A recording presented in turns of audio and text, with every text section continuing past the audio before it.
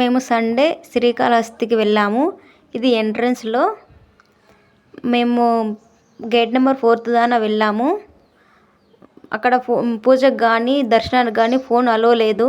మేము సండేనే ఎందుకు వెళ్ళామంటే మాఘ పౌర్ణమి, అందుకే మేము వెళ్ళాము.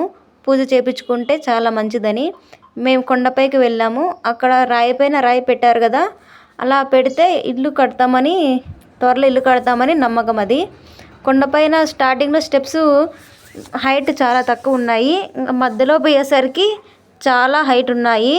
మనకు మధ్యలో తినేదానికి కానీ అన్ని సౌకర్యాలు బాగున్నాయి.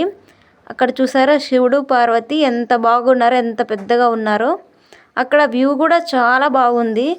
అక్కడ చాలామంది వ్యూనే చూస్తున్నారు పైకి వచ్చి. అక్కడి నుంచి చూస్తే కోనేరు, గోపురాలు అన్నీ కనిపిస్తాయి. మేము చాలా తక్కువ బడ్జెట్లోనే శ్రీకాళహస్తికి పోయి వచ్చాము. అక్కడ స్పెషల్ ఏంటంటే రాహు కేతు పూజ. ఆ పూజ చేయించుకుంటే మన కుటుంబంలో కానీ మన పిల్లల ఆరోగ్యం కానీ చాలా బాగుంటుంది. అందరూ వెళ్ళవలసిన ప్రదేశం అది.